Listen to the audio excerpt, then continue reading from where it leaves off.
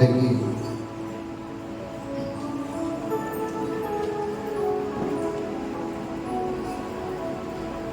கேரள மாநிலம் இன்றைக்கு ஓணம் பண்டிகை ஆசரிக்கக்கூடிய நாள்.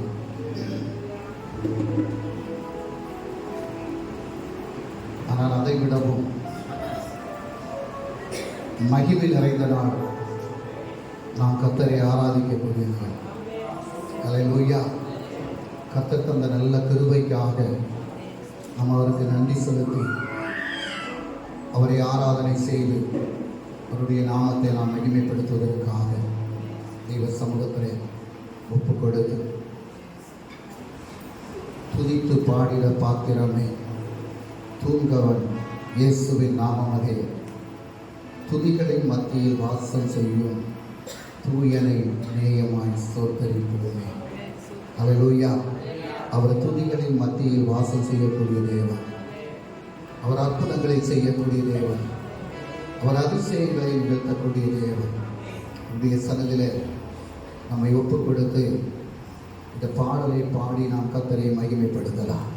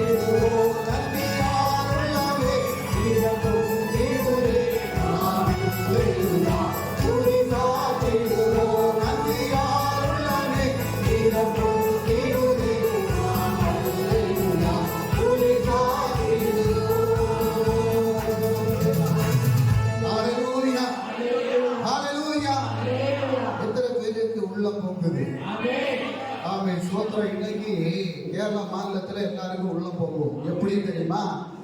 காலையிலேயே ஒரு குப்பி போடுவாங்க. அப்ப பயங்கர சந்தோஷமா இருக்கும்.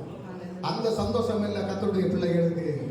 அவரை ஆராதிப்பதிலும் துதிப்பதிலும் அவர் செய்த நன்மைகளை நினைத்து அவருக்கு நன்றி செலுத்துவதிலும் நம்முடைய உள்ள மகிழணும். ஹல்லேலூயா. நம்முடைய இருதயம் மகிழணும். ஹல்லேலூயா. நம்முடைய இருதயத்தின் காயங்கள் எல்லாம் ஆமென் ஆற்றப்படணும். ஸ்தோத்திரம். ஹல்லேலூயா. நாம் கர்த்தரை துதித்து பாடும்போது, ஆராதனை செய்யும் போது, அவருடைய நாமத்தை நாம் மகிமைப்படுத்தும் போது நம்முடைய உள்ளம் ஆனந்திக்கும். ஆமென். அவர் செய்த நன்மைகளை நினைத்து அவரை பாடும்படியாக தேவ சமூகத்தில் நமக்கு எழுந்து நின்று கர்த்தரை ஆராதிக்கலாம், துதிக்கலாம். ஹல்லேலூயா. யாரை ஆராதிக்கணும்? யாரை ஆராதிக்கணும்? கர்த்தரை ஆராதிக்கணும். ஆமென். ஹல்லேலூயா. எந்த கர்த்தரை ஆராதிக்கணும்? ஜீவனுள்ள தெய்வத்தை ஆராதிக்கணும். ஹல்லேலூயா. ஜீவனுள்ள இயேசுவை நாம் ஆராதிக்கிறோம். ஜீவனுள்ளதெல்லாம் கர்த்தரை ஆராதிக்கும். ஹல்லேலூயா. என்னுடைய நாட்கள் முடியும் வரையிலும், என்னுடைய ஜீவன் என்னை விட்டு பிரிகிற வரையிலும் நான் உண்மையே ஆராதிப்பேன். ஹல்லேலூயா. கடந்த ஞாயிற்றுக்கிழமை ஒரு மரணம் சம்பவித்த ஒரு சபையில, ஆமென், ஸ்தோத்திரம், அந்த சகோதரனுக்கு 36 வயது. அவன் கடைசி நேரம் வரையிலும் ஆமென் கர்த்தரை ஆராதனை செய்து துதித்துக் கொண்டிருந்த ஒரு சகோதரன். ஹல்லேலூயா. ஞாயிற்றுக்கிழமை கர்த்தரை ஆராதனை செய்து முடித்து மாலை நேரத்தில் திடீரென்று ஒரு அட்டாக் வந்து மரித்து போனார். ஹல்லேலூயா. அவருடைய மரணத்தை குறித்து கர்த்தர் முன்கூட்டியே வெளிப்படுத்திட்டார். ஸ்தோத்திரம்.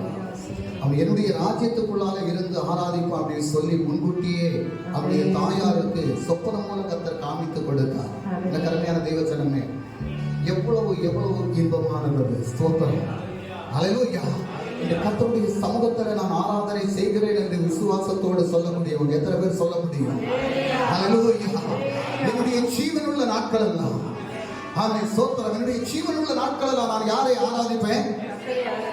ஆமென், ஸ்தோத்திரம். என்னுடைய சுவாசம் ஒளியும் வரையிலும், என்னுடைய சுவாசம் ஒளியும் வரையிலும், என்னுடைய ஜீவன் என்னை விட்டு பிரியும் வரையிலும் இந்த இயேசுவை நான் ஆராதிப்பேன். காரணம், தாயின் கருவிலே உருவாவதற்கு முன்பாகவே என்னை பெயர் சொல்லி அழைத்த தேவன். ஹல்லேலூயா. தாயின் கருவிலே உருவாவதற்கு முன்பாகவே உன்னை கண்டுகொண்ட தெய்வம், அவருடைய பெயர் சொல்லி அழைத்த தெய்வம், தாயை விடவும் அதிகமான அன்பு செலுத்தக்கூடிய ஒரு தெய்வம். அதனால் அந்த ஜீவனுள்ள தெய்வத்தை நான் ஆராதிப்பேன். எத்தனை பேருக்கு சொல்ல முடியும்? பல முறை இடரை விழுந்து போனேன். ஆமென். விழுந்து போனாலும் கூட கர்த்தரை விழாதபடி தாங்கி நிறுத்தினார். ஹல்லேலூயா. ஆமென், ஸ்தோத்திரம். அவருடைய நன்மையும் கிருபையும் நம்மை தொடர செய்யும். அவர் பாவி என்று தள்ளக்கூடிய தேவன் அல்ல. ஹல்லேலூயா. அவர் பாவி என்று நம்மை தள்ளக்கூடிய தேவன் அல்ல. நம்முடைய பாவங்களை மன்னித்து நம்மை கரம் பிடித்து தூக்கி உயர்த்தி அவருடைய மார்போடு அணைத்து ஆமென் நமக்கு ஆசுவாசம் பகிர்ந்து தரக்கூடிய ஒரு இயேசு. ஹல்லேலூயா. அவரை உற்சாகத்தோடு கரங்களை அடித்து இந்த பாடலை பாடி நாம் கர்த்தருடைய நாமத்தை மகிமைப்படுத்தலாம்.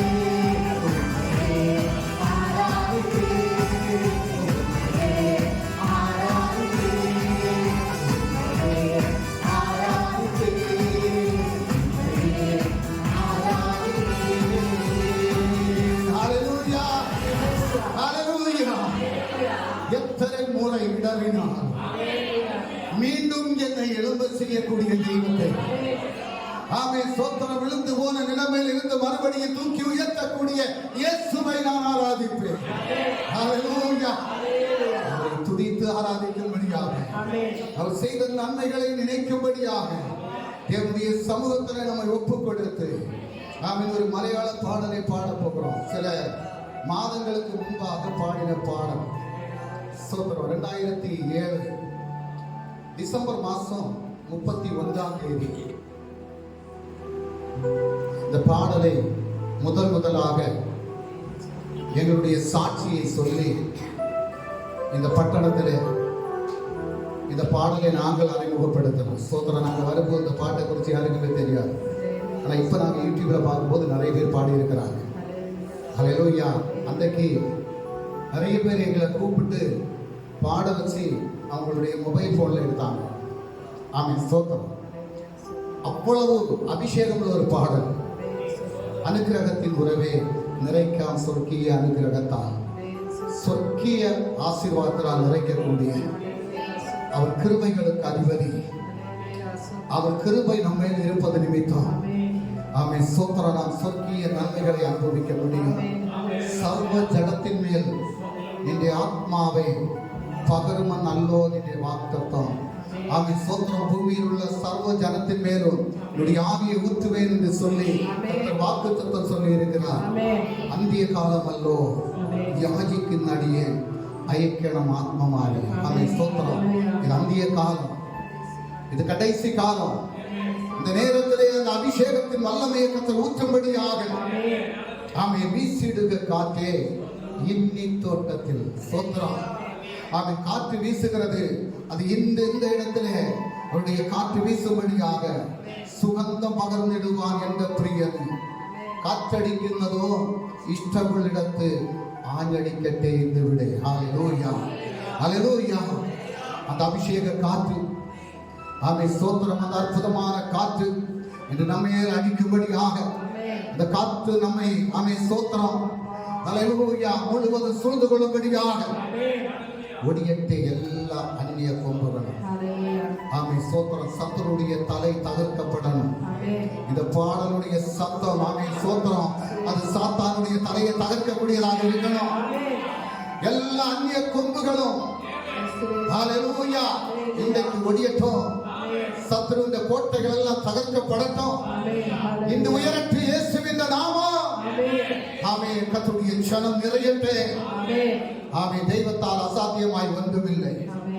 ஆமென். நீ குழிகள் வெட்டினால் காற்றும் வேண்டாம், மழையும் வேண்டாம். நீ வெட்டிய குழியை நிரப்புவதற்கு கர்த்தர் போதுமானவர். ஹல்லேலூயா, ஹல்லேலூயா. மறுபூமியிலே நீ குழிகள் வெட்டினால் காற்றும் காண மாட்டாய். ஆமென். ஸ்தோத்திரம். கோளும் காண மாட்டாய். ஆனால் உன்னுடைய குழிகளை நிரப்பத்தக்க விதமாக கர்த்தர் அபிஷேகத்தை ஊற்றுவார்.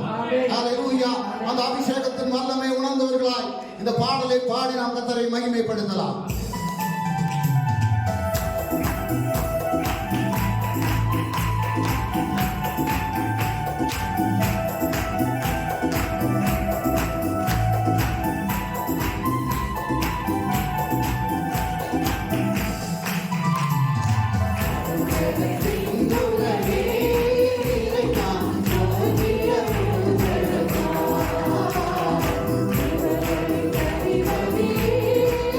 Hallelujah.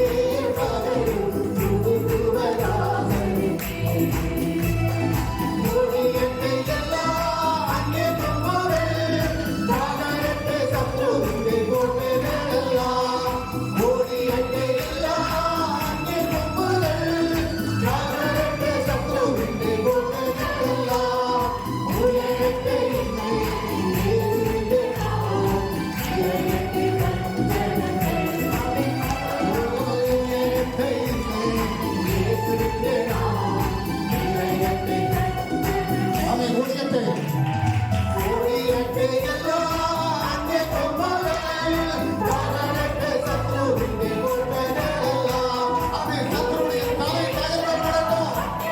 எல்லா பாடுகளும் கலவீனங்களும் இயேசுவின் நாமத்தில் இப்பொழுது மாற்றப்பட முடியாது.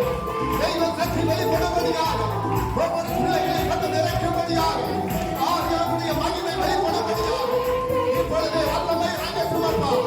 ஆமென். வல்லமை இறங்கட்டும் அப்பா. ஒவ்வொரு பிள்ளைகள் மேலும் இறங்கட்டும். எல்லா அந்நிய கொம்புகளும் அது ஒழியட்டும் அப்பா.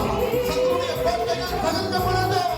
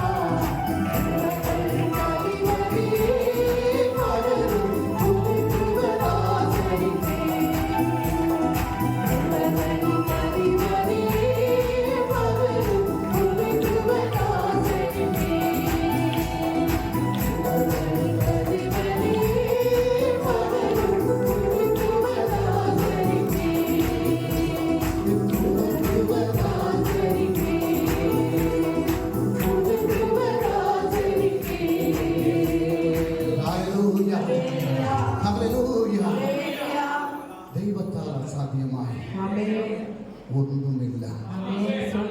ஸ்தோத்திரம். அவரால் செய்ய முடியாத காரியம் ஒன்றுமே கிடையாது. கர்த்தரால் செய்ய கூடாத காரியம் ஒன்றும் இல்லை. அவர் அற்புதங்களின் தேவன், அவர் அதிசயங்களின் தேவன், அவர் வல்லமை மிகுந்த தேவன், அவர் இரக்கங்களின் தேவன். ஆமென். அவர் பரலோகத்தின் தேவன். ஹல்லேலூயா, ஹல்லேலூயா. இந்த ஜீவனுள்ள தெய்வத்தை ஆமென். வசனம் சொல்கிறது, தாகம் உள்ளவன் மேல் கண்ணீரை ஊற்றுவேன், வறண்ட நிலங்களிலே ஆறுகளை ஊற்றுவேன் என்று.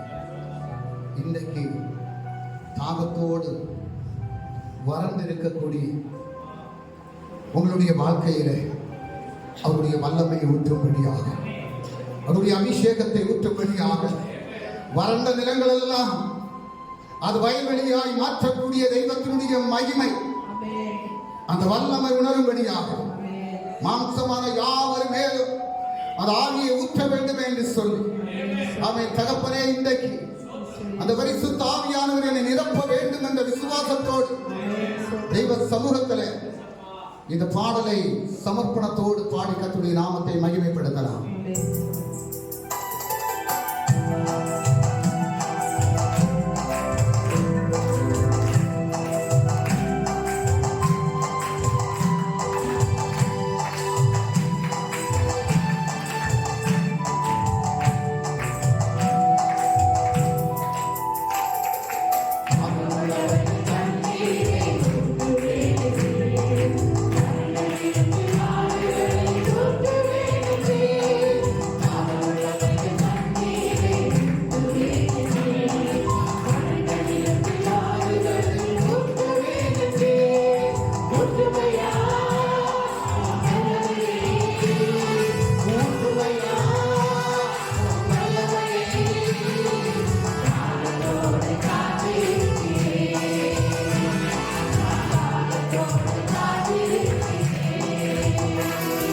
ஊற்றுமையா வல்லமையை, ஊற்றுமையா வல்லமையை,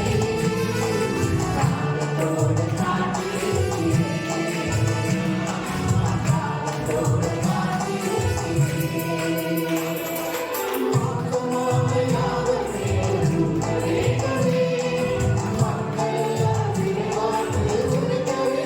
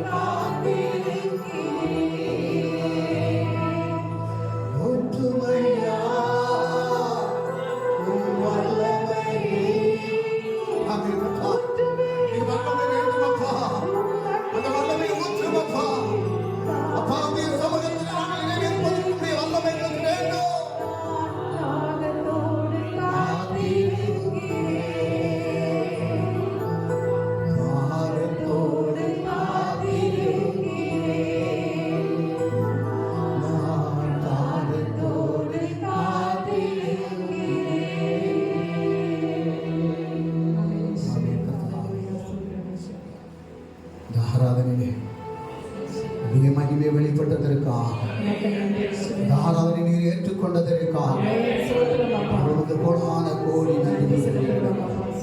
ஒவ்வொரு பகுதியிலே கர்த்தர் பொறுப்படுத்தும். இயேசு கிறிஸ்து நல்ல நாமத்தில் ஜெபிக்கிறோம் ஜீவனோட நல்ல பிதாவே. ஆமென். எல்லா பிள்ளைகளும் உட்காரலாம். ஆமென். ஹல்லேலூயா. எல்லா பிள்ளைகளும் கண்களை மூடி ஒரு நிமிடம் ஜெபிக்கலாம். தகப்பனே, அருமையான பகல் நேரத்திற்காய் மயானாலத்துடைய நாமத்தை மகிமைப்படுத்த கர்த்தர் தந்த நல்ல கிருபைக்காக நேரத்தினுடைய வார்த்தைக்காக நாங்கள் எதிர்பார்த்து காத்துக் கொண்டிருக்கிறோம்.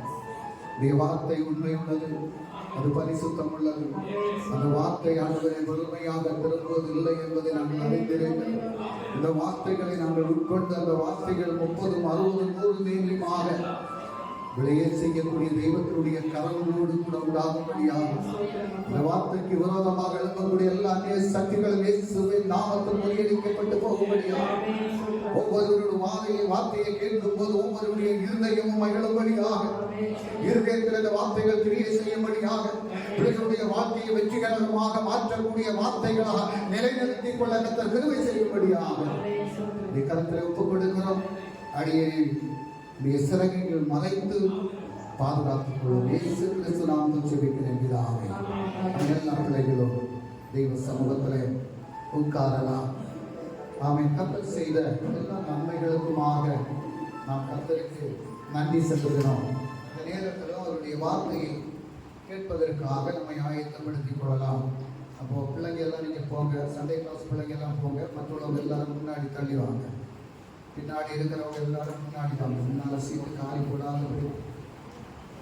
ஆமென். இன்றைக்கு ஒரு விசேஷமான வார்த்தையை பகிர்ந்து கொள்ள கர்த்தர் தந்திருக்கிறார். ஆமென். ஸ்தோத்திரம். தீர்க்க தரிசனம், ஆசீர்வாதம், விடுதலை, இதெல்லாம் நமக்கு வேண்டியது. அது வசனத்தின்படி நமக்கு நடக்கும். ஸ்தோத்திரம். அதுபோல ரட்சிக்கப்பட்ட எல்லா தெய்வ பிள்ளைகளும் நமக்கு ஒரு விசுவாசம் உண்டு. நான் பரலோக வாழ்வை பெற்றுக்கொள்ள முடியும் என்ற ஒரு விசுவாசம். ஆமென். ஸ்தோத்திரம். எல்லாரும் பரலோகத்தை அடைய முடியுமா என்றால் அது ரொம்ப கஷ்டம். ஸ்தோத்திரம். அல்லேலூயா. வசனத்தின்படி நடந்தால் பரலோக வாழ்வை பெற்றுக்கொள்ள முடியும். ஸ்தோத்திரம். அல்லேலூயா. இந்த பூமியிலே உன்னதமான ஸ்தானத்தில் இருக்கக்கூடியவர்கள் பரலோகத்திற்கு போவார்கள் என்று சொல்ல முடியாது. அல்லேலூயா. ஒரு நாளைக்கு 10 லட்சம் ரூபாய் சம்பாதிக்கக்கூடிய ஒரு மனுஷன் பரலோக வாழ்வை பெற்றுக்கொள்ள முடியும் என்றால் முடியாது. ஸ்தோத்திரம். கோடிகள் விலையுள்ள வாகனத்தில் யாத்திரை செய்யக்கூடியவன் அவன் பரலோக வாழ்க்கைக்குள் போக முடியும் என்றால் போக முடியாது. ஸ்தோத்திரம். கர்த்தருடைய பரிசுத்தமான பரலோக வாழ்வை பெற்றுக்கொள்ள வேண்டும் என்றால் தேவனுடைய வார்த்தையின்படி நடக்கக்கூடிய பிள்ளைகள் மட்டும்தான் தேவனுடைய ராஜ்யத்துக்குள் பிரவேசிக்க முடியும் என்று வேத வசனம் தெளிவாக சொல்கிறது. அல்லேலூயா. அவன் இன்றைய நாளிலே அவன் பரலோகத்தில் சேரக்கூடாதவர்கள் யார் என்பதை வேத வசனத்தின் மூலமாக நாம் அறிந்து கொள்ள போகிறோம். ஸ்தோத்திரம். எல்லாருக்கும் மனதிலே ஒரு ஆசை இருக்கும், நானும் பரலோகத்துக்கு போகணும். ஆமென். இல்லையா? யாருமே பாதாளத்துக்கு போறதுக்கு விரும்ப மாட்டாங்க. நானும் பரலோகத்துக்கு போகணும். ஆனால் பரலோகத்துக்கு போக வேண்டும் என்றால் கர்த்தர் சொல்லக்கூடிய சில வழிகளை நாம் பின்பற்றி போனால் மட்டும்தான் பரலோகத்தை அடைய முடியும். அப்போ பரலோகத்தை சேரக்கூடாதவர்கள் யார் என்பதை குறித்து இன்றைக்கு நாம் இந்த வேத வசனத்தின் மூலமாக அறிந்து கொள்ள போகிறோம். முதலாவதாக, மறுபடியும் பிறவாதவர்கள் பரலோக வாழ்வை பெற்றுக் கொள்ள முடியாது. யோவான் எழுதின சுவிசேஷம் அதனுடைய 3வது அதிகாரம் 5வது வசனத்தை நாம் வாசிக்கலாம். யோவான் எழுதின சுவிசேஷம் 3வது அதிகாரம் 5வது வசனம்.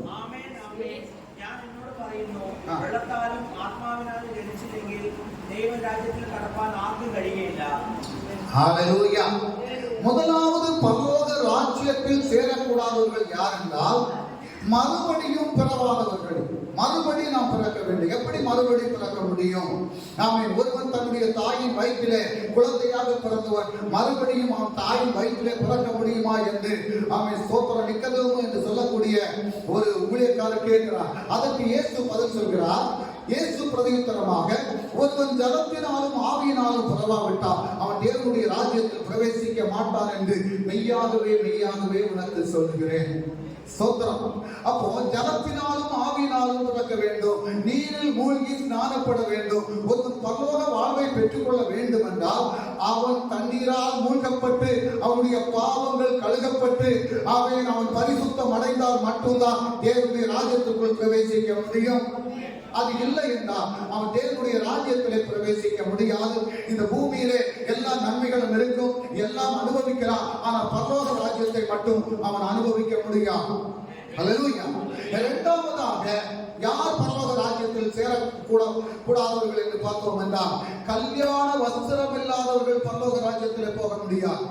ஒரு குடும்பத்தில் ஒரு திருமணம் நடக்கிறது என்றால் அந்த திருமண வீட்டிலே அடுத்த வஸ்திரத்தோட யாரும் போனால் அவர்களை ஏற்றுக்கொள்ள மாட்டாங்க. அந்த திருமண வீட்டிற்கு போக வேண்டும் என்றால் அதற்குரிய வஸ்திரம் தரித்து அந்த குடும்பத்தோடு உறவுள்ளவர்கள் மட்டும்தான் என்ன செய்ய முடியும், அந்த திருமண வீட்டிலே கலந்து கொள்ள முடியும். அதே போல திருமண வஸ்திரம் இல்லாதபடி தேவனுடைய ராஜ்யத்திலே பிரவேசிக்க முடியாது. மத்தேயு எழுதின சுவிசேஷம் அதனுடைய 22வது அதிகாரம் அதனுடைய 11 முதல் 14 வரை உள்ள வசனத்தை நாம் வாசிக்கலாம். மத்தேயு எழுதின சுவிசேஷம் 22வது அதிகாரம் அதனுடைய 11 முதல் 14 வரை உள்ள வசனத்தை வாசிக்கலாம். ராஜா உள்ளே பிரவேசித்த போது பாருங்க, ஒரு திருமண வீடு, ஒரு கல்யாண வீடு நடக்குது. ராஜா அந்த திருமண வீட்டுல எல்லாரையும் அழைத்திருக்கிறார். அப்ப எல்லாரையும் அழைத்து எல்லாரும் வந்திருக்கிறாங்க. அதை பார்க்கும்படியாக ராஜா என்ன செய்யறாரு, உள்ளே போகிறார். பிரவேசித்த போது கல்யாண வஸ்திரம் தரித்திராத ஒரு மனுஷனை அங்கே கண்டு, சோத்திரம், என்ன இல்ல, கல்யாண வஸ்திரம் இல்லை. அவன் பரலோகத்திற்கு போக வேண்டும் என்றால் கர்த்தர் ஒரு வஸ்திரம் நமக்கு கொடுப்பார், அதுதான் வெண் வஸ்திரம். அல்லேலூயா. இப்ப இந்த பூமியில நிறைய பேர் வெண் வஸ்திரத்தை தரித்துட்டு என்ன நாங்க பரலோகத்துக்கு ஓடிடும்னு சொல்லி அந்த வெண் வஸ்திரத்தை தரித்து கொண்டு நாங்க தான் பரிசுத்தவான்கள் சொல்லக்கூடியவங்க இருக்கிறாங்க. அவங்க இல்ல பரிசுத்தவான்கள், கர்த்தர் சொல்லணும் நீ பரிசுத்தவான் அப்படின்னு சொல்லி கர்த்தர் சொல்லக்கூடியவங்க மட்டும்தான் அங்க பரலோக வாழ்க்கைக்கு போக முடியும். அல்லேலூயா. வெண் வஸ்திரம் கற்பிக்கப்படும். வெளிப்பாடு புத்தகத்தை நம்ம படித்தோம் அப்படின்னு சொன்னா அதுல தெளிவாக எழுதப்பட்டிருக்கிறது. இங்கே திருமண வீட்டிலே ராஜா பிரவேசித்த போது கல்யாண வஸ்திரம் தரித்திராத ஒரு மனுஷனை அங்கே கண்டு அவர் கேட்கிறார், என்ன கேட்கிறாரு, சிநேகிதனே நீ கல்யாண வஸ்திரம் இல்லாதவனாய் இங்கே எப்படி வந்தாய் என்று கேட்டான். ஹல்லேலூயா. அவன் கேட்கிறார், ராஜா கேட்கிறாரு, நீ கல்யாண வஸ்திரம் இல்லாதபடி நீ எப்படி இதுக்குள்ளார வந்த?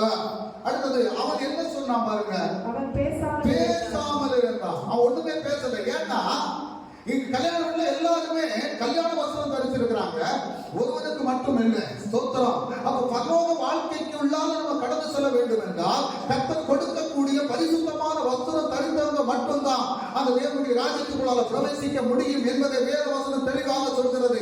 அப்ப திருமண வீட்டிலே கல்யாண வஸ்திரம் தரித்திராத ஒருத்தனை கண்டபோது அவர் கேட்கிறார், நீ கல்யாண வஸ்திரம் தரித்திராதபடி நீ எப்படி இதுக்குள்ளால வந்தாய்? ஹல்லேலூயா. சாதாரணமா நம்ம போக முடியாதுங்க. ஸ்தோத்திரம். கல்யாண வீட்டுக்கு நம்ம ஓடி போயிடலாம், ஆனா கர்த்தருடைய ராஜ்யத்துக்குள்ள சாதாரணமா நம்ம போக முடியாது. அப்ப கல்யாண வஸ்திரம் வேணும். பாருங்க, அவன் பேசாமல் இருக்கிறான். ஏன் அவனுக்கு ஒன்றும் சொல்ல முடியாது? காரணம் என்ன? கல்யாண வஸ்திரம் அவனுக்கு இல்ல. அப்பொழுது ராஜா என்ன சொல்றாரு பாருங்க, ராஜா பணிவிடைக்காரனை நோக்கி இவனை கையும் காலும் கட்டி அழுகையும் பற்கடிப்பும் உண்டாயிருக்கிற புறம்பான இருளிலே போடுங்கள் என்றார். சோத்திரம். அப்ப கல்யாண வஸ்திரம் இல்லைன்னா எங்க போகணுமா? அழுகையும் பற்கடிப்பும் உள்ள புறம்பான இருளிலே போடப்படுவார்கள். அப்ப கல்யாண வஸ்திரம் நமக்கு வேணும். அந்த கல்யாண வஸ்திரத்தை யாரு கொடுப்பா? யாரு கொடுப்பா கல்யாண வஸ்திரத்தை? கர்த்தர் கொடுக்கணும். சோத்திரம். அந்த கல்யாண வஸ்திரத்தை பெற்றுக் கொள்வதற்கு நம்ம தகுதியுள்ளவங்களா மாறணும். ஹல்லேலூயா. பாருங்க, அடுத்தது என்ன சொல்லப்பட்டிருக்கு பாருங்க, அந்தபடியே அழைக்கப்பட்டவர்கள் அநேகர், தெரிந்து கொள்ளப்பட்டவர்கள் சிலர். வசனம் தெளிவா சொல்லுது. அழைக்கப்பட்டவங்க நிறைய பேர் இருக்கிறாங்க. சோத்திரம். நம்ம ஒரு சர்ச்சில் பார்த்தோம் அப்படின்னு சொன்னா லட்சக்கணக்கில் ஜனங்கள் கூடி வருவாங்க. நம்ம நினைப்போம், ஐயோ இவங்க எல்லாரும் பரவத்துக்கு போயிடுவாங்க. சோத்திரம். அவங்க எல்லாம் அழைக்கப்பட்டு வந்தவங்க. ஆனா அதுல சிலர் இருப்பாங்க தெரிந்து கொள்ளப்பட்டவங்க. யாரால் தெரிந்து கொள்ளப்பட்டவங்க? கர்த்தரால் தெரிந்து கொள்ளப்பட்டவங்க, தெய்வ பயம் உள்ளவங்க, தெய்வ பக்தி உள்ளவங்க, கர்த்தரை உண்மையா நேசிக்கக்கூடியவங்க, கர்த்தரை உண்மையா ஆராதிக்கக்கூடியவங்க, கர்த்தருடைய நாமத்தை மகிமைப்படுத்தக்கூடியவங்க, வேத வசனத்தை படிக்கக்கூடியவங்க, தெய்வ சமூகத்தில் காத்திருந்து ஜெபிக்கக்கூடியவங்க. அப்படிப்பட்டவங்க தான் தெரிந்து கொள்ளப்பட்டவங்க. அந்த தெரிந்து கொள்ளப்பட்டவங்களை தான் சொல்றாரு. என்ன சொல்றாரு? சிலர் தான் இருப்பாங்க. அல்லேலூயா. அப்ப தெரிந்து கொள்ளப்பட்டவங்க சிலர். அப்ப என்ன செய்யணுமா? கல்யாண வஸ்திரம் தரிக்காதபடி தேவனுடைய ராஜ்யத்துக்குள்ளால பிரவேசிக்க முடியாது. அந்த கல்யாண வஸ்திரம் நமக்கு கிடைக்கணும்னா முதல்ல என்ன செய்யணும்?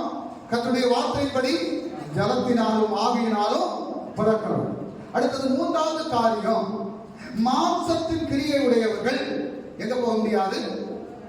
எங்க போக முடியாது? பரலோக ராஜ்யத்துல போக முடியாது. மாம்சத்தின் கிரியை என்ன? கலாத்தியர் 5ஆம் அதிகாரம் அதனுடைய 19, 20, 21 வசனங்களை வாசிக்கலாம். மாம்சத்தின் கிரியைகள் கலாத்தியர் 5ஆம் அதிகாரம் 19, 20, 21 வசனத்தை வாசிக்கலாம். மாம்சத்தின் கிரியைகள் வெளியரங்கமாய் இருக்கின்றன. அவையாவன விபச்சாரம், வேசித்தனம், அசுத்தம், காமவிகாரம், விக்கிரகாராதனை, பில்லிசூனியம், பகைகள், விரோதங்கள், வைராக்கியங்கள், கோபங்கள், சண்டைகள், பிரிவினை மார்க்கங்கள், பொறாமைகள், கொலைகள், வெறிகள், களியாட்டுகள், இப்படிப்பட்டவைகளை செய்கிறவர்கள் தேவனுடைய ராஜ்யத்தை சுதந்தரிப்பதில்லை. அல்லேலூயா. எத்தனை காரியத்தை சொல்லி இருக்குது? எத்தனை காரியம்? அதுல மாம்சத்தின் கிரியைகள் வெளியரங்கமா இருக்குது. இதெல்லாம் மாம்சத்துல செய்யக்கூடிய காரியம். மாம்சத்துல செய்யக்கூடிய காரியம் விபச்சாரம், வேசித்தனம், அசுத்தம், காமவிகாரம், விக்கிரகாராதனை. அல்லேலூயா. சிலம்ப சொல்லுவாங்க, விக்கிரக ஆராதனை சொன்னா என்ன? நீங்க ஜீவன் உள்ள தெய்வத்தை விடவும் அதிகமா எதை நேசிக்கிறீங்களோ அது விக்கிரக ஆராதனை. அல்லேலூயா.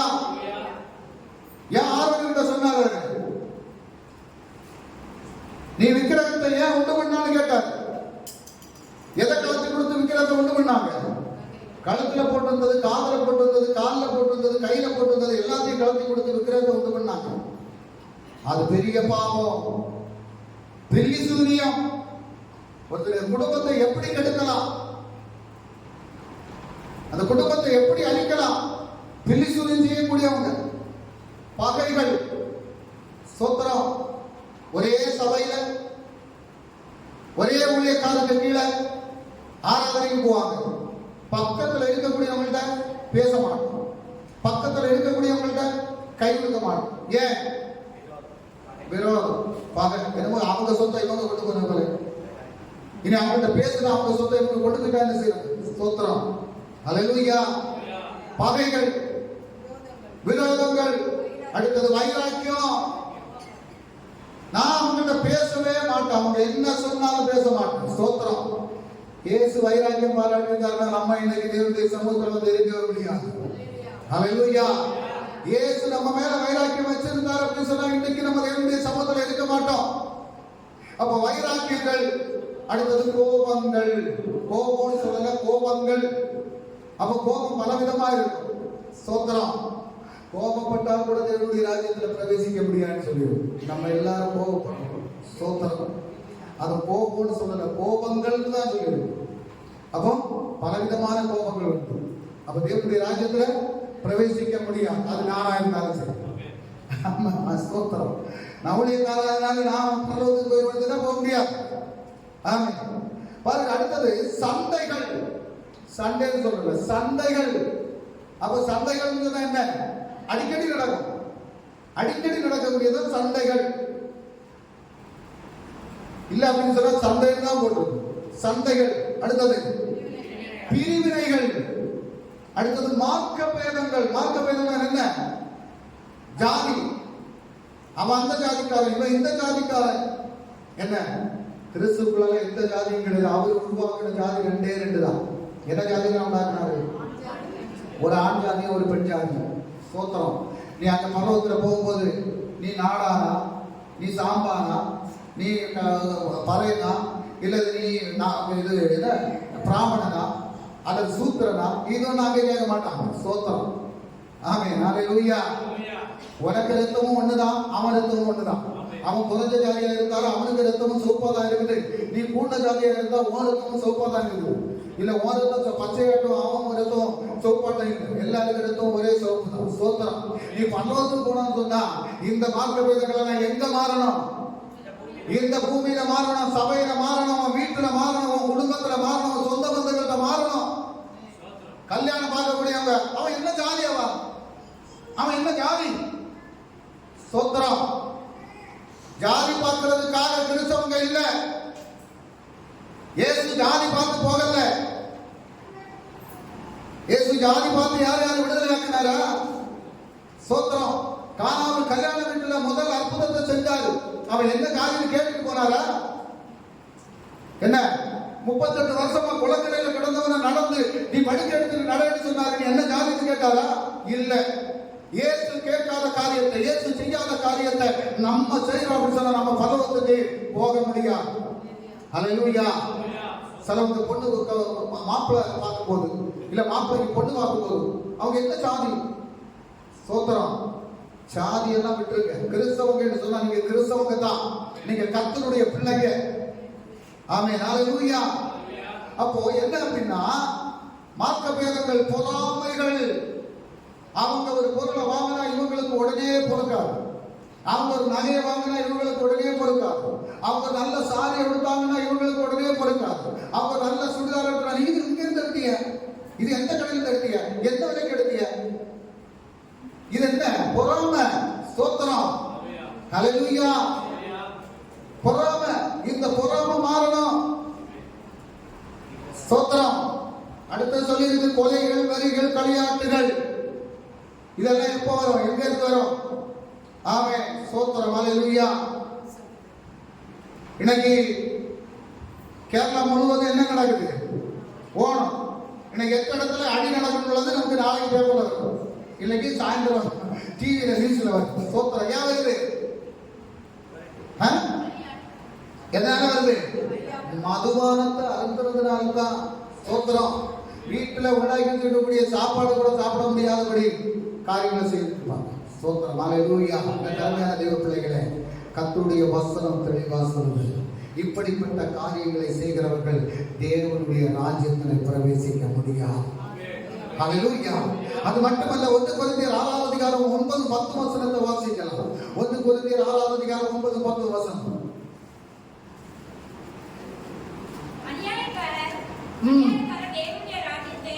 அநியாயக்காரர் தேவனுடைய ராஜ்யத்தை சுதந்தரிப்பதில்லை என்று அறியீர்களா?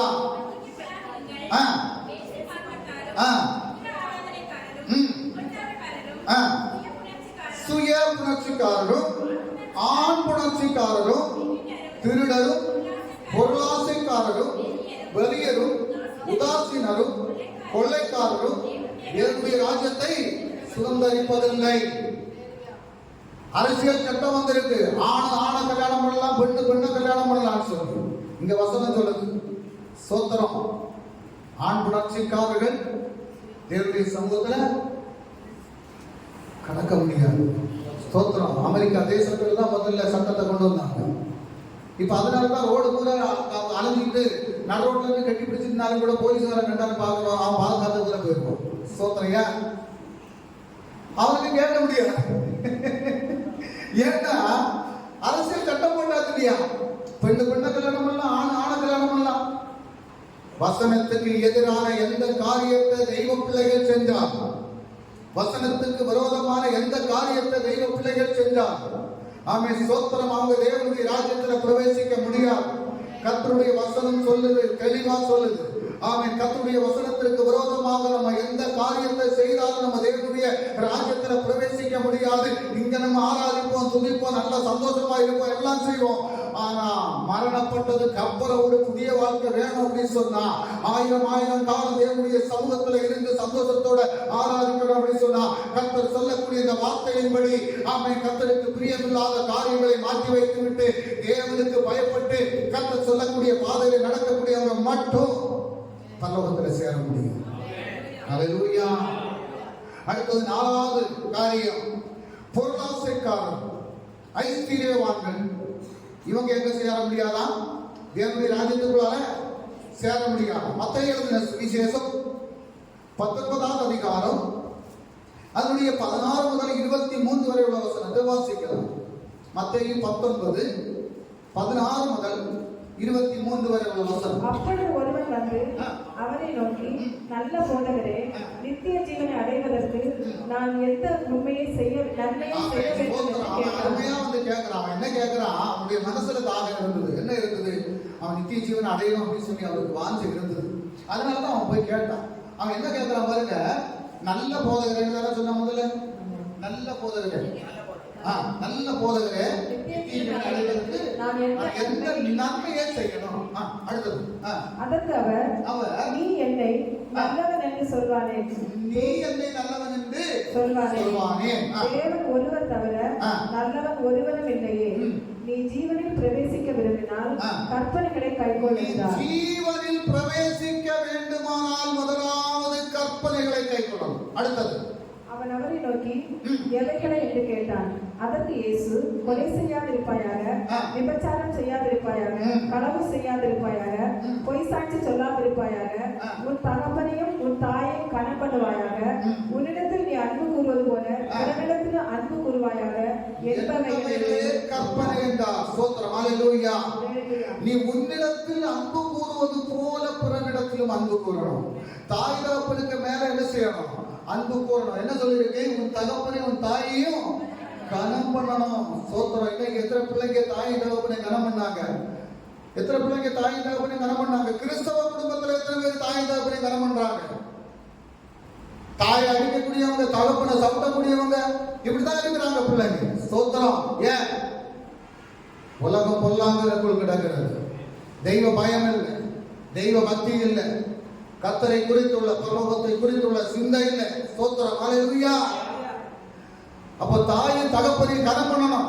நீங்க கனம் பண்ணாம இருந்தாலும் பரவாயில்லை. ஆனா ஒண்ணு, அந்த தாயின் தகப்பனை அடிக்காமலாவது இருக்கு. ஸ்தோத்திரம். அவங்களுக்கு என்ன வேணும்னு ஒரு நேரம் ஆகாரமாவது கொடுங்க, உங்களுக்கு புண்ணியம் கிடைக்கும். ஸ்தோத்திரம். ஹல்லேலூயா. அதை செஞ்சீங்கன்னா புண்ணியம் கிடைக்கும். அடுத்தது என்ன சொல்லியிருக்கு? அவரை நோக்கி, இவைகளை எல்லாம் இப்ப இதெல்லாம் நான் என்ன செய்யறேன்? என் சிறு வயது முதல், சின்ன வயசு முதலே செய்து வருகிறேன். இன்னும் என்னிடத்தில் குறைவு என்ன என்றார். இன்னும் என்னிடத்தில் குறைவு என்ன? அப்ப இத்தனை காரியங்களையும் நான் செய்து வருகிறேன். என்ன? இந்த காரியங்கள் எல்லாம் கர்த்தர் சொன்ன காரியங்கள் எல்லாம் நான் செய்து வரேன். ஆனா பின்னும் என்கிட்ட என்ன குறை இருக்குன்னு கேட்டா, அதுக்கு அவர் என்ன சொன்னார் பாருங்க. அதற்கு இயேசு, நீ பூரண சத்குணராய் இருக்க விரும்பினால் போய் உனக்கு உண்டானவைகளை விற்று தரித்திரருக்கு கொடு, அப்பொழுது பரலோகத்தில் உனக்கு பொக்கிஷம் உண்டாயிருக்கும். ஹல்லேலூயா. பின்பு என்னை பின்பற்றி வாருங்கள். ஹல்லேலூயா. பரலோகத்துக்கு போனா என்ன செய்யணும்? ஊழியக்காரங்க கோடிக்கணக்கில் சம்பாதிச்சு வச்சிருக்கிறாங்க, கோடிகள் இருக்குது. சபைகள் இல்லாதபடி எத்தனையோ ஊழியக்காரங்க வாடகை கொடுக்க முடியாம கஷ்டப்பட்டு இருக்கிறாங்க. சோத்திரம். கோடிகள் இருக்குது. சோத்திரம். நீ உன் குடும்பத்துக்காக, உன் பேர பிள்ளைகளுக்காக, உன் பிள்ளைகளுக்காக சேர்த்து வைக்கிறதுக்காக அல்ல, அதை விட்டு தரித்திரருக்கு கொடு, உன் சபையில வரக்கூடியவங்களுக்கு கொடு, நீ பக்கத்துல பார்க்கக்கூடிய ஏழைகளுக்கு நீ கொடு. அப்படி நீ கொடுக்கும் போது நீ பரலோகத்தை அடைய முடியும். அல்லாம பூமியில நீ எல்லாம் சேர்த்து வச்சுட்டு பரலோகத்துக்கு வந்தா முடியாது. ஒரு தனவானும் தரித்திரனும் செத்தான். தரித்திரம் எங்க இருந்தான்? சோத்திரம். அந்த மேசையிலிருந்து விழக்கூடிய அந்த பதுக்கையில தான் இருந்து சாப்பிட்டான். ஆனா தனவான் என்ன செய்தான்? நல்ல பட்டு வந்து நல்ல ஆகாரங்கள் சாப்பிட்டு, நல்ல வாகனங்கள்ல யாத்திரை செய்து, நல்ல ஏசி ரூம்ல படுத்து தூங்கினார். ரெண்டு பேரும் மறிச்சாங்க. ஆமே, நீ இந்த பூமியில எல்லா நன்மைகளையும் அனுபவிச்சான். ஆனா அவன் பூமியில என்ன செய்தான்? தரித்திரனா இருந்தான். அந்த நேரத்துல நீ இவருக்கு வேண்டிய உதவி நீ செய்யல. அதனால நீ எங்க போனோம்? எரிகிற அக்னி கடல்ல போனோம். அவன் எங்க இருக்கிறான்? ஆபிரகாமுடைய மடியில இருக்கிறான். ஸ்தோத்திரம். அவன் இப்ப தேட்டப்படுகிறான். பூமியில நீ இருக்கும்போது சுகபோகமா நீ வாழ்ந்தா இந்த கஷ்டப்படக்கூடியவங்களுக்கு நீ உதவி செய்யல. அதனால நீ இப்ப எங்க போற? பாதாளத்துல கிடக்கிறான். அவன் தரித்திரனா இருந்தான். இப்ப அவன் கேட்கப்படுகிறான் ஆபிரகாமுடைய மடியில. எனக்கு அருமையான தெய்வ பிள்ளைகளே, இது வசனம் சொல்றது எல்லாருக்கும் பொருந்தும். ஆமென். சபை மக்களுக்கு மட்டுமல்ல, பேசக்கூடிய எனக்கும் பொருந்தும். ஒவ்வொரு சபை ஊழியர்களுக்கும் பொருந்தும். சோத்திரம். இன்னைக்கு கோடிகளை சம்பாதிச்சு வச்சுட்டு நான் அந்த கார்ல போறேன், இந்த கார்ல போறேன், நான் அந்த பையில போறேன்னு சொல்லக்கூடியது அல்ல. சோத்திரம். இருக்கிறத அத்தனையை விட்டு தரித்திரத்துக்கு கொடு. உனக்கு தேவைக்கு போக பாக்கிய மற்றவங்களுக்கு கொடு. 2 வஸ்திரம் உண்டுன்னா ஒன்ன பாவங்களுக்கு கொடு. சோத்திரம். அதை செய்தா நீ பரலோக ராஜ்யத்துல வர முடியும். ஹல்லேலூயா. தெளிவா வசனம் சொல்லுது. தெளிவா சொல்லுது. என்ன சொல்லுது? அடுத்த வசனம். அந்த வாலிபன் மிகுந்த ஆஸ்தி உள்ளவனா இருந்தபடியா, அந்த வாலிபன் மிகுந்த ஆஸ்தி உள்ளவனா இருந்தபடியா இந்த வார்த்தையை கேட்ட பொழுது துக்கமடைந்தான். நிறைய பேர் அப்படிதான். இப்படி எதையாவது போய் சொன்னோம் அப்படி சொன்னா உடனே அவங்களுக்கு துக்கம் வந்துடும். ஆமா, அவங்களுக்கு உடனே துக்கம் வந்துடுறியா? இதெல்லாம் விட்டு தரித்திரங்களுக்கு கொடுங்க. நான் எவ்வளவு தூரம் கஷ்டப்பட்டு சம்பாதிச்சேன். சோத்திரம். உனக்கு தேவைக்கு வச்சுட்டு அது போக பாக்கிய நீ கொடு. கர்த்தருடைய சமூகத்தில் உனக்கு இடம் தான். ஹல்லேலூயா. ஹல்லேலூயா. கடந்த மாசத்துல நான் பாஸ்டர்ஸ் மீட்டிங்க்கு போகும்போது ஒரு சகோதரர் வந்தாரு. அவர் அன்னைக்கு தான் நான் பார்த்தேன்.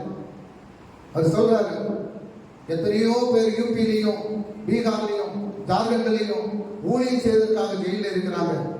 அவங்க குடும்பங்கள் எல்லாம் நிர்கதியா நிற்குது. சோத்திரம். அப்படி ஜெயில இருக்கக்கூடியவங்களை வெளியே கொண்டு வரணும்னு சொன்னா லட்சக்கணக்கில் பணம் அவங்க கட்டி வைக்கணும். எங்ககிட்ட பணம் இல்லைன்னு சொல்லு. சோத்திரம். ஆனா அவங்களை வெளியே கொண்டு வரதுக்கு நாங்க பிரயாசப்படுறோம். சோத்திரம். ஹல்லேலூயா. அவங்களுக்கு கொடுத்துருக்கக்கூடிய அந்த ஊழியம். ஆனா உள்ளவங்க செலவு பண்ணணுமா? சோத்திரம். ஹல்லேலூயா. உள்ளவங்க அதுக்கு செலவு பண்ணாங்க அப்படின்னு சொன்னா அதற்குரிய பிரதிபலனை அவங்க பெற்றுக் கொள்வாங்க. ஊழியத்தின் நிமித்தம் எத்தனை பேர் கொல்லப்படுறாங்க, எத்தனை பேர் ரத்த சாட்சியா மறித்து கொண்டு இருக்கிறாங்க. ஹல்லேலூயா. நம்ம இதெல்லாம் தெரிந்து கொண்டது இல்லை. நமக்கு எந்த பிரச்சனையும் கிடையாது. நமக்கு எல்லாம் நன்மையா இருக்கிறது. எந்த பிரச்சனையும் கிடையாது. அதனால நம்ம நன்மையா இருக்கிறதுனால நம்ம அதெல்லாம் சிந்திக்கிறது கிடையாது. ஒவ்வொரு தெய்வ பிள்ளைகளும் ஜெபிக்க ஆரம்பிக்கணும். அப்படி ஜெயிக்க இருக்கக்கூடியவங்க அன்றைக்கு ஆமென் ஸ்தோத்திரம். பவுலும் சீலாவும் சிறைச்சாலையில் இருக்கும்போது தூதன் தட்டி எழுப்பி ஆமென் சிறைச்சாலை கதவுகளை எல்லாம் திறந்து கொண்டு வந்தது போல இன்னைக்கு அப்படிப்பட்ட அற்புதங்கள் நடக்கணும். கர்த்தருடைய பிள்ளைகள், கர்த்தருக்காக உண்மையாக ஊழியம் செய்யக்கூடிய பிள்ளைகளை ஆமென் கட்டி வைத்திருக்கக்கூடிய கட்டுகள் அறுக்கப்படணும். ஜெபிக்கிறோம் நம்ம. ஹல்லேலூயா. நம்ம ஜெபிக்கணும். இந்த பிள்ளைகளை கர்த்தருக்கு வெளியே கொண்டு வரணும். தகப்பன் ஜெயிலில் இருக்கும்போது ஆமென் ஸ்தோத்திரம். தாயார் பிள்ளைகளும் பட்டினியோடு இருக்கக்கூடியவங்க இருக்கிறாங்க. ஹல்லேலூயா. ஸ்தோத்திரம். இன்னைக்கு பரலோகத்துக்கு நாங்க பரலோகத்துக்கு போயிடுவோம். நாங்க எப்ப பரலோகத்துக்கு போயிடுவோம் அப்படின்னு சொல்லி எதிர்பார்த்து காத்து கொண்டு இருக்கக்கூடியவங்க ஆமென் ஸ்தோத்திரம். கர்த்தருடைய வார்த்தைப்படி செய்தால் மட்டும்தான் பரலோகத்தை அடைய முடியும். ஆமென். அடுத்த வசனம். அப்பொழுது இயேசு தம்முடைய சீசர்களை நோக்கி ஐஸ்வர்யவான் பரலோக ராஜ்யத்தில் பிரவேசிப்பது அரிது என்று மெய்யாகவே உங்களுக்கு சொல்லுகிறேன். இது யாருக்கு எல்லாம் பொருந்தும்?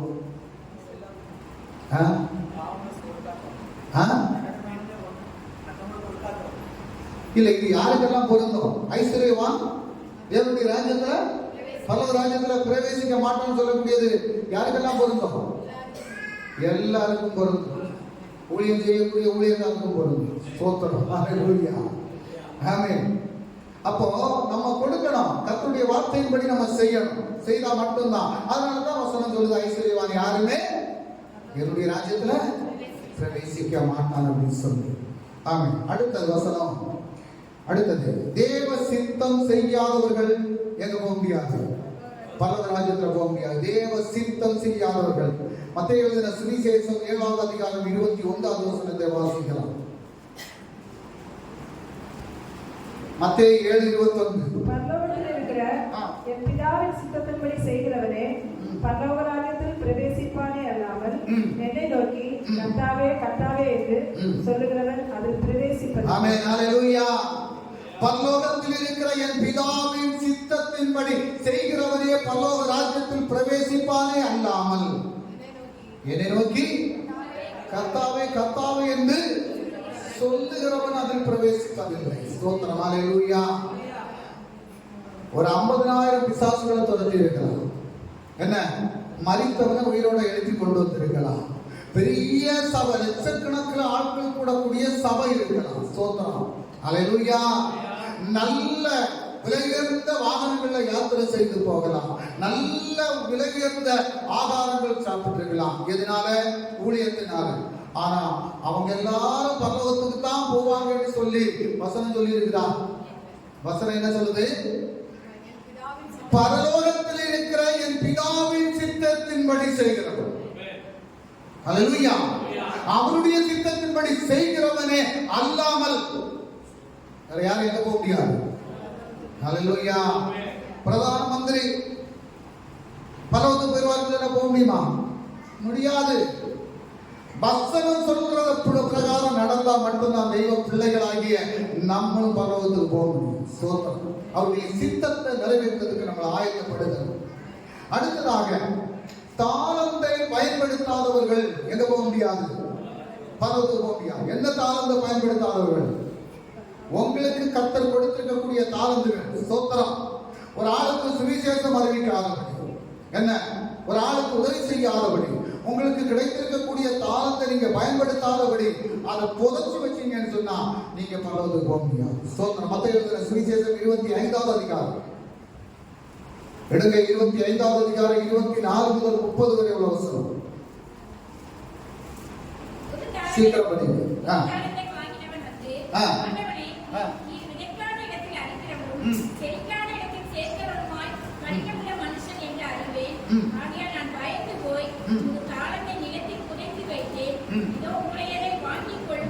ஹல்லேலூயா. அடுத்து, பொல்லாதவனும் சோம்பலுமான ஊழியக்காரனே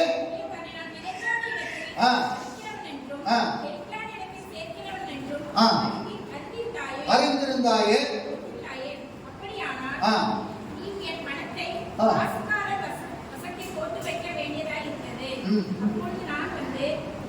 என்னுடைய வட்டியோட வாங்கிக் கொள்வேனே என்று சொல்லி 10 தாளந்துள்ளவனுக்கு கொடுங்கள் என்று சொல்லி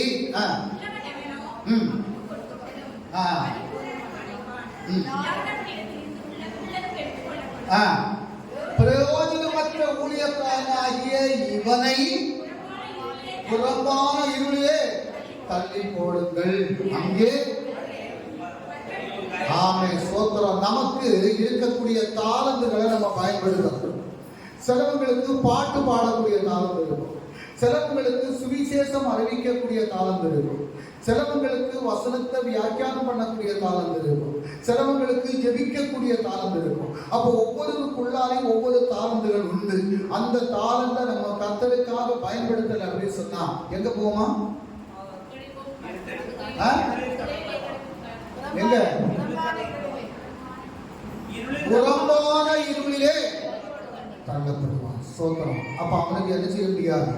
சிலப்போ சபையில எல்லா சண்டையும் இருக்கிறது, எல்லா சண்டையில தசமபாகம்லாம் கொடுத்து ஆராதனைலாம் செய்து இருந்திருக்கலாம்.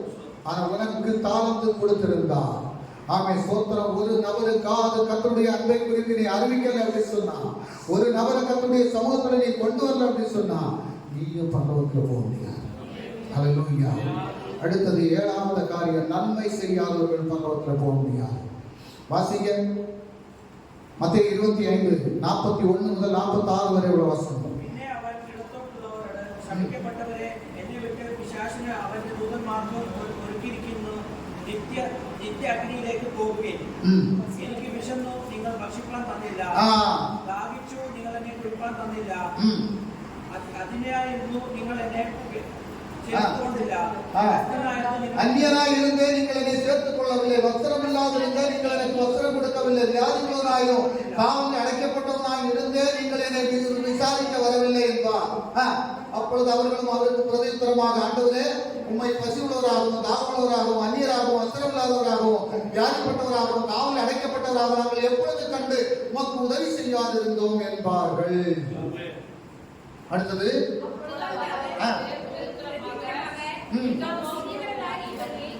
இந்த மிகவும் சிறியவர்களாகிய இவர்களில் ஒருவருக்கு நீங்கள் எதை செய்யாதீர்களோ அதை எனக்கே செய்யாதிருப்பீர்கள். இதத்தான் வசனம் சொல்றது. இப்படிப்பட்ட காரியங்கள் நம்ம செய்யும் போதுதான் பரலோகத்தை அடைய முடியும். அதனால நான் சொன்னேன், சூழலில் சொல்லக்கூடிய இடத்துல ஏழைப்பட்ட ஜனங்கள் நிறைய பேர் இருக்கிறாங்க. அந்த தேசத்துல சுவிசேஷம் அறிவிக்கப்பட்டு கொண்டு இருக்குது. அங்க இருக்கக்கூடிய ஏழை மக்களுக்கு உதவி செய்யணும் அப்படின்னு தான் பிளான் பண்ணி இருக்கிற அந்த வருஷத்துல. அப்ப நீங்க எல்லாம் கொடுக்கக்கூடியதை அங்கதான் கொண்டு கொடுக்கறதுக்கு பிளான் பண்ணிருக்கீங்க. சோத்திரம். அப்போ அங்க இருக்கக்கூடிய ஏழைகளுக்கு நம்ம கிறிஸ்துமஸ் டைம்ல அவங்களுக்கு ஒரு புதிய ட்ரெஸ் எடுத்து கொடுத்து அவங்களுக்கு ஒரு ஆதாரத்தை நம்ம கொடுத்தோம் அப்படின்னு சொன்னா அவங்க கர்த்தருடைய அன்பை அறிந்து கொள்வாங்க. அவங்கள் மூலமாக நம்முடைய வாழ்க்கை ஆசீர்வதிக்கப்படும். ஹல்லேலூயா. அதனால தான் அதை செய்யறதுக்காக பிளான் பண்ணியிருக்கிறேன்.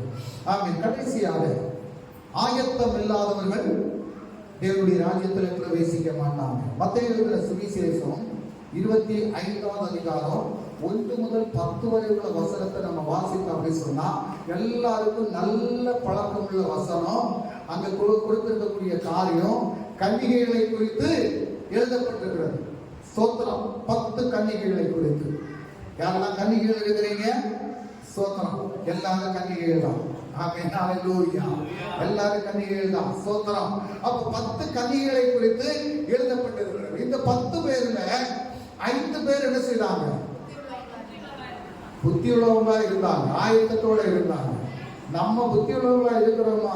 ஆயத்தத்தோட இருக்கிறோமா? ஞான உள்ளவங்களா இருக்கிறோமா? ஸ்தோத்திரம். நம்மளை நாமே பரிசோதனை செய்வாங்க. ஹல்லேலூயா. அவங்க எண்ணெயோட இருந்தாங்க. மணவாளன் எப்ப வந்தாலும் சரி நான் போவதற்கு தயாராக இருக்கிறேன். ஸ்தோத்திரம். ஆமென். அவர் என்னை அழைத்து போவதற்கு மறுபடியும் வருவார். அவர் மறுமலையிலும் நான் ஆயத்தத்தோட இருப்பேன். அவர் மறுமலையிலும் ஆயத்தத்தோட இருக்கக்கூடியவங்களை மட்டும்தான் கர்த்தர் கொண்டு போவார். 5 பேர் ஆயத்தத்தோட இருந்தாங்க, போனாங்க. 5 பேர் என்ன செய்தாங்க? 5 பேர் என்ன செய்திருந்தாங்க? அவர் எப்பமாவது வரட்டும் வரும்போது பார்த்துக்கலாம்னு இருந்தாங்க. நம்மளும் பலரும் அப்படிதான் இருக்கிறோம். அவர் எப்பமாவது வரட்டும், மாறி நேரம் பார்த்துக்கலாம் அப்படின்னு சொல்லி அவர் வரும்போது தேவனுடைய ராஜ்யத்துக்குள்ளார பிரவேசிக்கணும்னு விரும்பக்கூடியவங்க அத்தனை பேரும் நீங்க தயாரா இருந்தா நிச்சயமாக நீங்க பரலோக வாழ்வை பெற்றுக்கொள்ள முடியும். அது கர்த்தருடைய வார்த்தையின்படி நீங்க நடக்கணும். ஆமென். ஸ்தோத்திரம். வசனம் சொல்லுது, நீங்க பரலோக ராஜ்யத்தை அடைகிறதுக்கு முதலாவது படி என்ன அப்படின்னு சொன்னா நீங்க ஜலத்தினாலும் ஆவியினாலும் பிறக்க வேண்டும். 2வது கர்த்தருடைய வார்த்தையின்படி ஒவ்வொரு காரியங்களும் நீங்க செய்வதற்கு உங்களை ஆயத்தப்படுத்தணும். அது இல்லை அப்படின்னு சொன்னா எங்க வர முடியாது? தேவனுடைய ராஜ்யத்துல பிரவேசிக்க முடியாது. அப்படி எல்லாரும் தேவனுடைய சமூகத்துல எழுந்து நிற்கலாம். எல்லாரும் எழுந்து நிற்கலாம். ஹல்லேலூயா. ஸ்தோத்திரம். இந்த கடைசி ஸ்தோத்திரம் அந்த 4வது பாடல் போடுங்க. ஆமென். ஸ்தோத்திரம். தாகம் உள்ளவர் மேல் தண்ணீரை ஊற்றுவேன் என்று. ஆமென். ஹல்லேலூயா. நீங்க தாகத்தோடு இருந்தா கர்த்தர் உங்கள் மேல் ஆவியை ஊற்றுவார். ஆமென். ஸ்தோத்திரம். இன்றைக்கு அந்த பரிசுத்த ஆவியானவர் ஊற்றப்படணும்னு சொல்லி விரும்பக்கூடியவங்க ஆமென் தேவனுடைய சமூகத்தில் உங்களை ஒப்புக்கொடுத்து இந்த வார்த்தையின்படி ஆமென் கர்த்தருக்கு பிரியமான காரியங்களை செய்வதற்கு எங்களை ஒப்புக்கொடுக்கிறேன் என்று சொல்லி தேவனுடைய சமூகத்தில் நீங்க ஒப்புக்கொடுங்க. கர்த்தர் ஆமென் ஸ்தோத்திரம் வருவதற்கு அதிசீக்கிரமாக ஆயத்தப்பட்டு கொண்டிருக்கிறார். நம்மளும் ஆயத்தத்தோடு இருந்தோம் என்றால் நிச்சயமாக நாம் கர்த்தருடைய சமூகத்தில் போக முடியும். ஆமென். உலகத்தினுடைய காரியங்களுக்கு, உலக எண்ணங்களுக்கு, உலக பாவங்களுக்கு, உலக அநியாயங்களுக்கு ஆமென் ஸ்தோத்திரம் கர்த்தர் விரும்பாத காரியங்களுக்கு நம்மை அடிமைப்படுத்தாதபடி கர்த்தர் விரும்பக்கூடிய காரியங்களுக்கு நம்மை அடிமைப்படுத்தி தேவனுடைய சமூகத்தில் அவருடைய வருகைக்காக எப்பொழுதும் காத்து கொண்டிருக்கக்கூடிய பிள்ளைகளாக நம்மை மாற்றிக் கொள்வதற்கு நம்மை ஆயத்தப்படுத்திக் கொள்ளலாம். ஹல்லேலூயா. Oh,